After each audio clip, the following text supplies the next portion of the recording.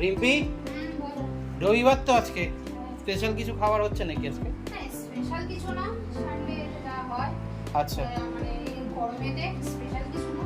আচ্ছা লাঞ্চ করে কাজে বসবো। দেখো আচ্ছা বন্ধুরা দেখাই লাঞ্চ ঠিক আছে, তাহলে লাঞ্চটা আমি দেখাতে যাচ্ছি। করেছো? হ্যাঁ, লাঞ্চে কি আছে? এই যে ভাত। ভাত। আচ্ছা আচ্ছা, একটু বেগুন ছিল, বেগুন ভাজি করেছি আর আচ্ছা। পটল ভাজি। আচ্ছা আর এদিকে হচ্ছে ঢেঁড়স, আচ্ছা। সর্ষে পোস্ত। বাহ, এটা তো খেতে খুব ভালো হয়। ঠিক আছে। আর যেটা কালকের আমের টক ছিল সেটা। বাহ বাহ বাহ। ঠিক আছে। হ্যাঁ। আর এখানে হচ্ছে এই যে চিকেন। চিকেনের কি লাল ঝোল?